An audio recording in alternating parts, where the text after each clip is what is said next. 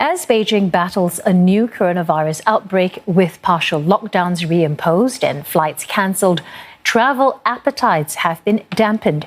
E-commerce giant Meituan says bookings for the Dragon Boat Festival are hovering at 70% of last year's level. And that said, millions of Chinese are still expected to travel over the 3-day long weekend.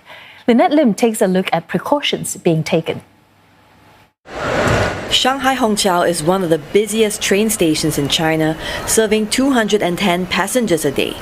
It's the terminus of several high-speed rail lines connecting some of China's most important cities like Beijing and Nanjing.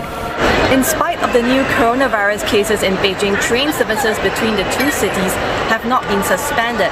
On Beijing's part, those from high-risk areas are barred from leaving the city, while on Shanghai's part, those from medium to high-risk areas have to undergo a 14-day quarantine. This signals confidence from the authorities that the new outbreak cases in Beijing have been isolated early, after the city entered what health officials called wartime mode. Parts of the city are still under a lockdown, and for now there's little indication of widespread community transmission.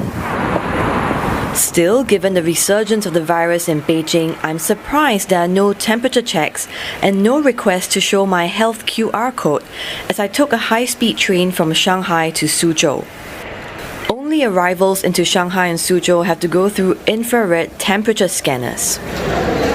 By and large, the train booking and boarding processes remained the same, and throughout the journey from the train station to the train, there was very little regard for safe distancing. Perhaps the most visible reminder that there's a global pandemic underway is the mandatory wearing of face masks. So it does not look like travel protocol for trains have been enhanced in response to the latest outbreak in Beijing. As for air travel, CNA Shanghai Bureau's news assistant Poppy Yi found that travel protocol has relaxed significantly when she flew back to her hometown in northeastern China days ago. I've arrived at the Longjia airport now, and there were actually not many people or safety checks at both the Longjia airport and Pudong airport.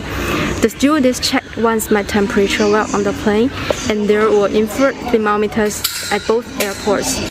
Outside of Beijing, travel protocol in China appears to have normalized from the situation a couple of months ago when there were extensive temperature checks, plenty of paperwork, and staff in personal protective gear.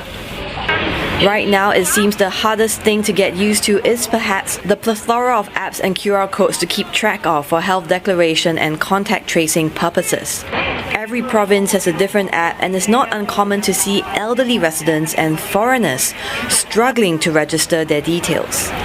Lynette Lim, CNA, Shanghai.